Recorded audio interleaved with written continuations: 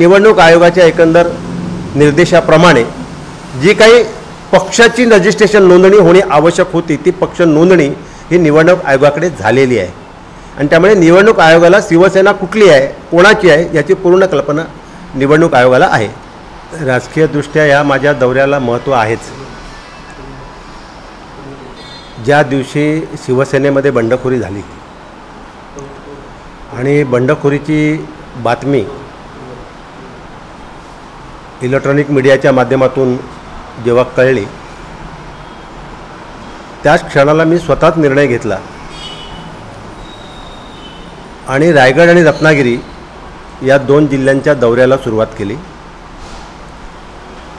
दौऱ्याला निघताना मी पक्षप्रमुख उद्धवसाहेब ठाकरे यांना फोनवरून कल्पना दिली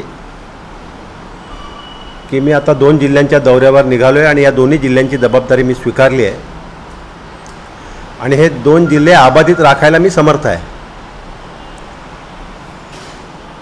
त्याच्यामुळे जी काही बंडखोरी झाली आहे त्याची चिंता आपण अजिबात करू नका। दुर्दैवानं या 2 जिल्ह्यातून रायगडचे 3 आणि रत्नागिरीचे 2 अशा 5 आमदारांनी बंडखोरी केलेली आहे आणि म्हणून एक शिवसैनिक म्हणून जरी मी आज शिवसेनेचा नेता असलो तरी माझी खरी ओळख आणि माझी पहिली ओळख एक शिवसैनिक म्हणून आहे आणि म्हणून शिवसैनिक म्हणून जेव्हा संघटना संकटात आहे शिवसेना संकटात आहे तेव्हा संघटनेच्या पाठीशी आणि पक्षप्रमुख म्हणून आपल्या पाठीशी ठाम राहणं ही माझी नैतिक जबाबदारी आहे आणि त्या भूमिकेतून मी स्वतःहून हा दौरा सुरू केलेला आहे आणि मी स्वतःच बाहेर पडलो आहे आणि हळूहळू या दोन्ही जिल्ह्यातल्या सर्व शिवसैनिकांना कडवटपणे पक्षप्रमुखांच्या आणि शिवसेनेच्या पाठी उभं करण्याचा मी प्रयत्न करतो आणि मला जवळजवळ 100% त्यात यश आलेलं आहे। खरी शिवसेना कोणाची हा वाद निवडणूक आयोगाने केलेला आहे। 8 ऑगस्ट त्याचा फैसला आहे। कसं बघते खरं तर तुम्ही सुरुवात दोन्ही जाणकार नेते म्हणून ओळखले आहे। शिवसेना शिवसेनाच आहे ना। शिवसेना खरी खोटी अशी शिवसेनेची वर्गणी किंवा वर्ग शिवसेनेचा वर्ग करता येणार नाही। शिवसेना ही शिवसेना आहे। शिवसेना प्रमुख माननीय बाळासाहेब ठाकरे यांनी 19 जून 1966ला मुंबईमध्ये शिवसेनेची स्थापना केली। मराठी माणसांच्या हितासाठी आणि हिंदुत्वाच्या रक्षणासाठी हा शिवसेनेचा जन्म झाला। मुळात शिवसेना ही एक संघटना स्थापन झाली त्यावेळेला संघटना म्हणून तिची स्थापना झाली आणि ती स्थापना करत असताना संघटनेच्या स्थापनेलाच शिवसेना प्रमुखांनी एक धोरण स्वीकारलं जे आजही जगमान्य आहे। 80% समाजकारण आणि 20% राजकारण आणि म्हणून 80% समाजकारण आणि 20% राजकारण ही भूमिका घेऊन शिवसेना या संघटनेची स्थापना झाली। जेव्हा शिवसेना संघटनेची स्थापना झाली त्यावेळेला राजकारण हे शिवसेनेला दुय्यम होतं। प्रथम समाजकारण होतं आणि म्हणून 80% समाजकारण आणि 20% राजकारण। 20% राजकारण एवढ्याकरता की 80% राजकारण यशस्वी करण्याकरता समाजकारण यशस्वी करण्याकरता 20% राजकारण आणि म्हणून त्यावेळेला राजकारण हे दुय्यम होतं। परंतु जशी जशी समाजकारणामध्ये शिवसेना मोठी व्हायला लागली शिवसेनेची पकड बसायला लागली बघता बघता संपूर्ण मुंबईवरती शिवसेनेचा पगडा बसला। भागाभागात शिवसेनेच्या शाखा सुरू झाल्या। गल्ली बोळात शिवसेनेच्या शाखा सुरू झाल्या। लाखोच्या संख्येनं शिवसैनिक जमायला लागले।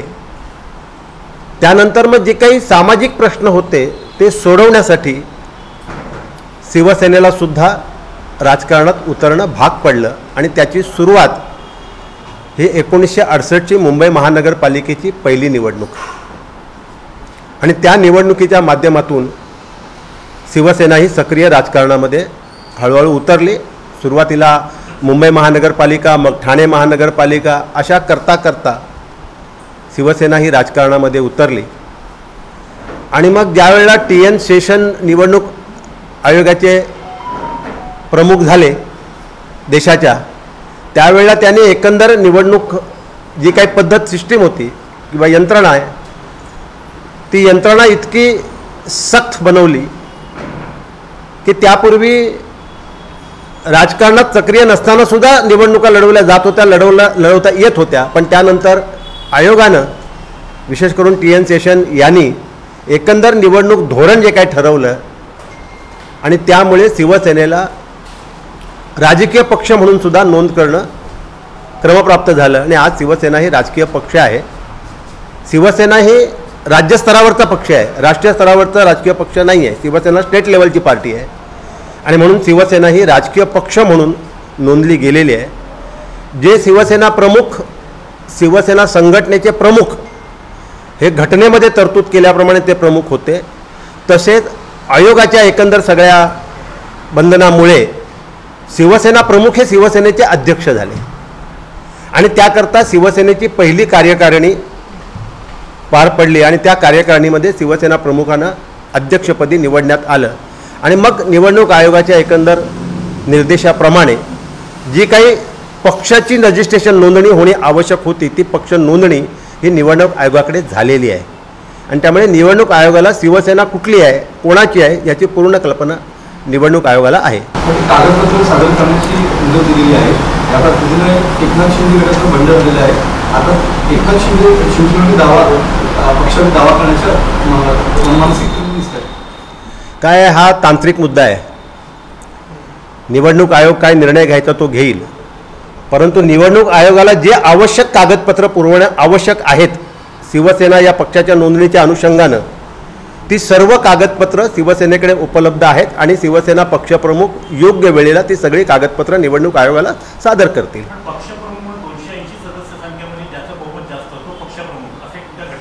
कार्यकारिणी जो निर्णय घेईल या 280 मध्ये बहुसंख्य कार्यकारिणी ही शिवसेना पक्षप्रमुखांच्या सोबत आहे. संजय राऊत पण असं म्हणाले की अशा पद्धतीने कागदपत्र सादर करायला लागले शिवसेनेला ते फार दुर्दैवी आहे.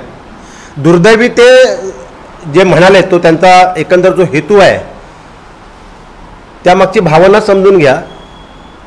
कायदेशीर दृष्टीने त्यांची ही भूमिका नाही आहे. दुर्दैवी या दृष्टीने आहे की शिवसेनेच्याच काही लोकांनी बंड पुकारले आणि शिवसेनेला कागदपत्र सादर करायची वेळ येते, हे दुर्दैव आहे. उदय सामंत यांनी म्हटलं होतं की जी शिवसेनेची जी जुनी कार्यकारिणी होती ती कुठेतरी नियमबाह्य होती, म्हणजे नेतेपद असतील किंवा सचिव असतील हे घटनेमध्ये जास्त होते. निवडणुका प्रत्येक निवडणुकीच्या पूर्वी किंवा प्रत्येक वेळेला ज्या ज्या आयोगाच्या निर्देशाप्रमाणे ज्या ज्या निवडणुका होणं आवश्यक होत्या पक्षांतर्गत त्या निवडणुकासुद्धा पक्षांतर्गत यापूर्वी झालेल्या आहेत आणि यापुढे सुद्धा होत राहणार आहे. पण आता नवीन कार्यकारिणी जाहीर झालेली शिंदे गटाची सुद्धा कोणाच्या कार्यकारिणीशी मला काही घेणं देणं नाही. मला त्यावर काही भाष्य करण्याची आवश्यकता नाही आहे. मी शिवसैनिक आहे, मी शिवसेनेचा कार्यकारिणीचा सदस्य आहे आणि मी ज्या कार्यकारिणीचा सदस्य आहे ती पक्षप्रमुख उद्धवसाहेब ठाकरे यांची शिवसेना हीच शिवसेना आहे. वारंवार एकनाथ शिंदेकडे सांगतो की गद्दार आम्हाला म्हणू नका, आमचा हा उठाव आहे.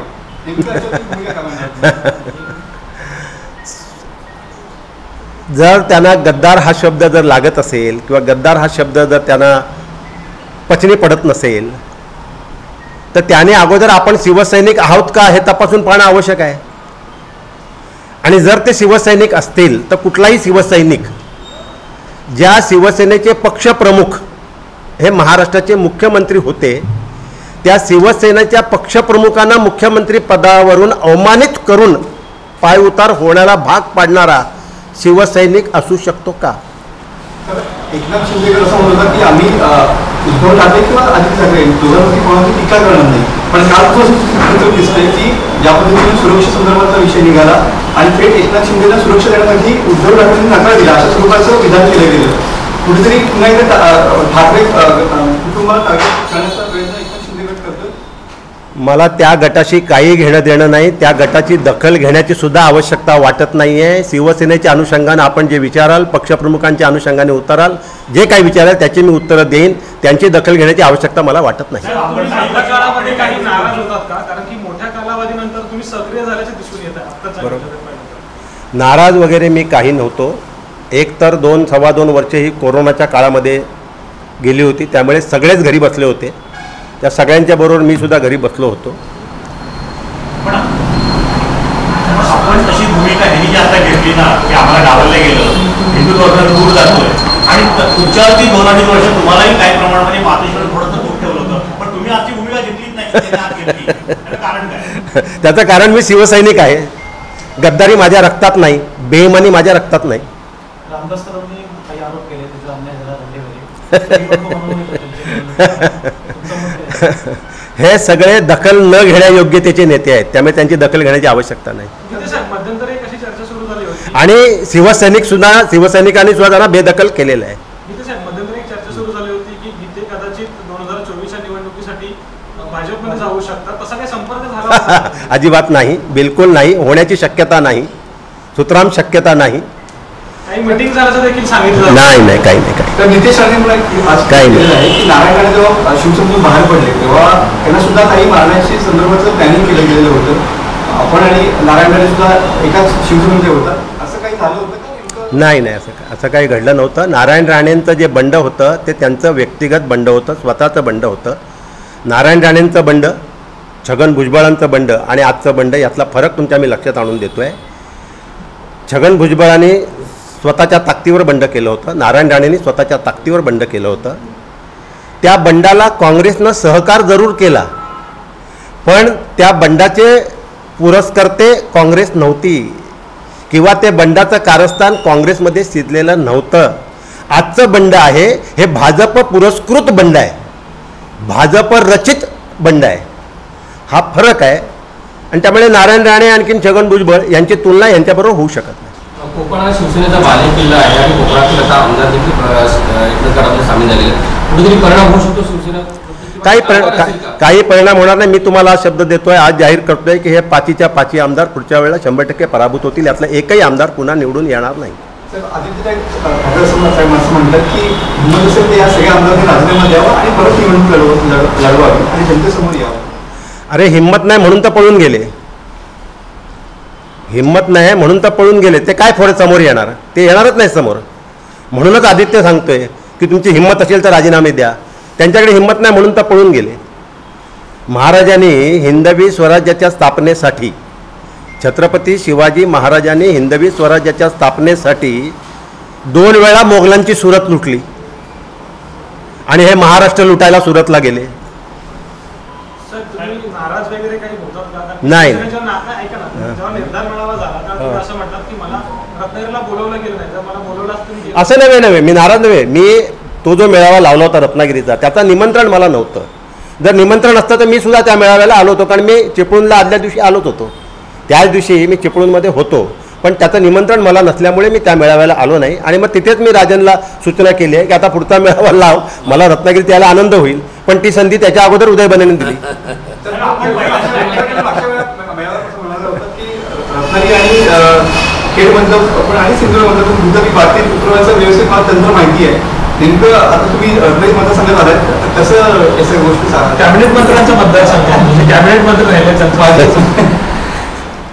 ते राहिलेत ना, ते राहिलेतच राहून राहणार. 2024ला रत्नागिरी विधानसभामध्ये नवा उदय असेल का? 100%.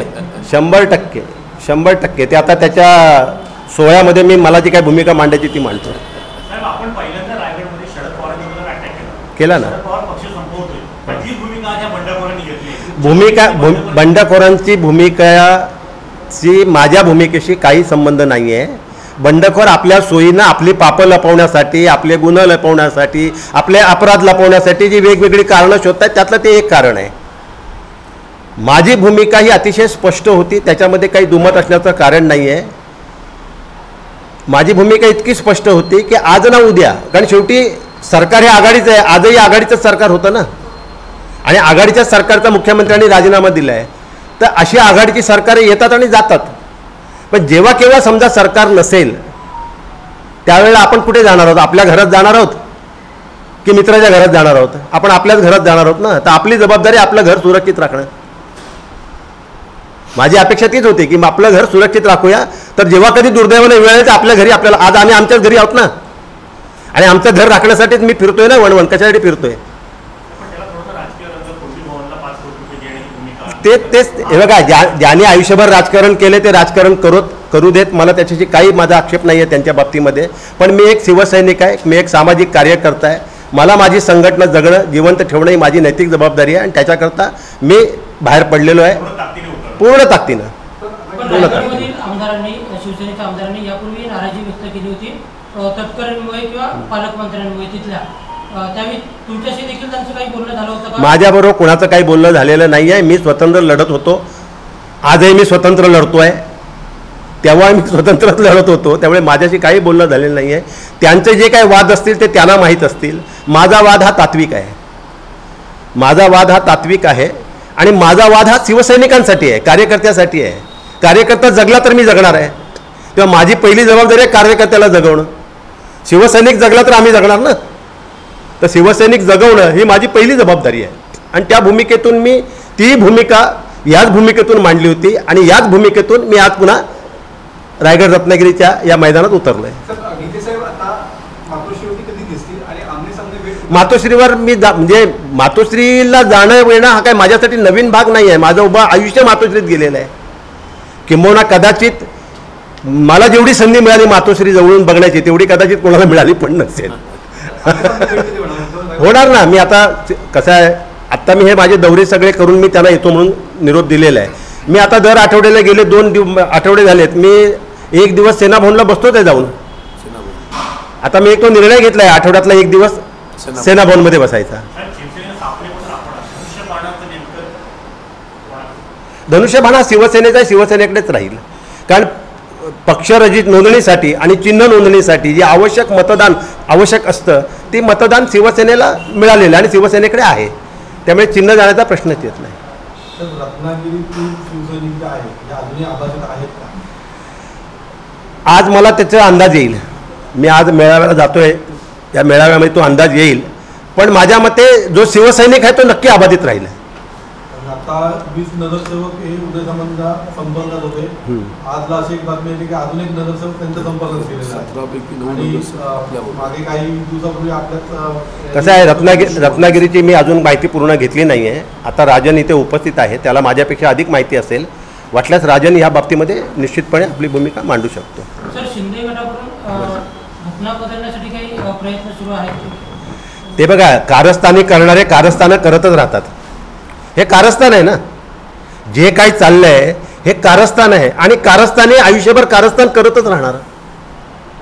त्यामुळे त्यांच्याकडून चांगल्याची अपेक्षा करणं चुकीची आहे. तुमच्या मंडणगड दापोली मतदारसंघाची काय परिस्थिती आहे? मंडणगड दापोली मतदारसंघ हा शिवसेनेचा गड आहे आणि तो शिवसेनेचाच गड राहील. तिथे कुठलीही अडथळा, कुठलीही अडचण नाही आहे. पुढचा आमदार हा शिवसेनेचाच असेल. सर्वांचं आव्हान नाही वाटत सर? छे आव्हान कुणाचंच नाही आहे. ज्यांचं आव्हान वाटतं असा तुम्ही प्रश्न विचारतायत, त्या लायकीचं त्यांना बनवणं कुणी? त्यांचं आव्हान वाटतंय असा जो प्रश्न मला विचारला जातोय, त्या लायकीचं त्यांना बनवणं कुणी याचं त्यांनी उत्तर द्यावं. पालकमंत्री होते, वारंवार शिवसैनिक म्हणजे चुकून त्यांच्या मेळाव्यात सुद्धा पालकमंत्र्यांनी दुर्लक्ष केलं. 15 ऑगस्ट आणि 26 जानेवारी याच दिवशी फक्त त्यांनी येणं केलं. बाकी इतर वेळेला त्यांनी कुठल्याही प्रकारचं मदत शिवसेनेने केली नाही असा सूर लावला गेलेला होता. या सगळ्या पार्श्वभूमीवर तुम्ही कसं बघता? नाही, पालकमंत्री म्हणून त्यांच्या कार्यपद्धतीबद्दल नाराजी असू शकते, होती, असेलही त्यांच्याबद्दल. पण तो विषय या आजच्या बंडखोरीशी त्याचा काही संबंध नाही आहे. कारण ही प्रत्येकाची कार्यपद्धती आहे. हाताची 5 बोटं सारखी नसतात, त्याप्रमाणे प्रत्येकाची कार्यपद्धती वेगळी असते आणि कार्यपद्धतीबद्दल आक्षेप, तक्रारी, नाराजी असू शकते. या परिस्थितीमध्ये महाविकास आघाडी पुढे कार्यरत राहावी असं वाटतं की स्वतंत्र सेनेने लढावं? माझं तर स्पष्ट मत आहे आणि मी ती विनंती पण उद्धवजींना करणार आहे की शिवसेनेनं यापुढच्या सगळ्या निवडणुका स्वबळावरच लढवाव्यात. उद्धव ठाकरेंच्या आजूबाजूला असलेल्या चौकडीमुळे शिवसेनेला प्रॉब्लेम झाला असं अनेक सूचना. आता ह्या सगळ्या जरतरच्या गोष्टी आहेत. घडलंय ते घडलंय, त्याला सामोरं जायचं आहे. आज ती जबाबदारी प्रत्येक शिवसैनिकाची आहे. राष्ट्रवादी असू दे किंवा काँग्रेस असू दे, अजूनही ते म्हणतात की आपली महाविकास आघाडी झाली पाहिजे. मगाशी मुद्दा म्हणतात की एकट्याने निवडणूक लढली पाहिजे, पण अजूनही शरद पवार म्हणतात की आम्हाला सगळी मदत. कसं आहे, प्रत्येकाला आपलं मत मांडण्याचा अधिकार आहे. प्रत्येक पक्षाच्या नेत्याला आपलं मत मांडण्याचा अधिकार आहे. तसं माझं मत मांडण्याचा मला अधिकार आहे. माझं मत असं आहे की यापुढं शिवसेनेनं स्वबळावरती सगळ्या निवडणुका स्वबळावरती लढवाव्यात. महाराष्ट्राला शिवसेना म्हणून सामोरं जावं. आणि आज माझी खात्री आहे की उभा महाराष्ट्र शिवसेनेला आणि पक्षप्रमुख उद्धवसाहेब ठाकरेंना स्वीकारल्याशिवाय राहणार नाही. सर, स्वबळाच्या आता म्हटला शिंदे गटाची पण हीच मागणी आहे की तुम्ही महाविकास आघाडीतून बाहेर पडा. त्या शिंदे गटाशी याचा काही संबंध नाही. त्याच्याकरता बेईमानी करायची गरज आहे का? गद्दारी करायची गरज आहे का?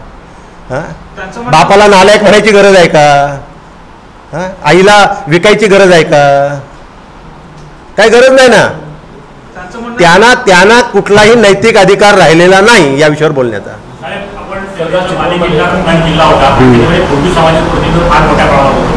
तिकडे कुणबी समाज मोठ्या प्रमाणात होता. तर या परिस्थितीमध्ये आपणही काही कुणबी समाजाचं अनेक नेतृत्व करत आहे. काय जिल्ह्यामध्ये कुणबी समाज नेमका कुठे असेल? 80% कुणबी समाज हा शिवसेनेस बरोबर होता आणि आजही आहे आणि उद्या सुद्धा शिवसेनेबरोबरच राहील. तर काल चिपळूणमध्ये शिवसेनेच्या शहर प्रमुखाने एकनाथ शिंदेला शुभेच्छाचं बॅनर लावलं होतं. कसं नाही, मला त्याच्याबद्दल तपशील काय माहीत नाही आहे.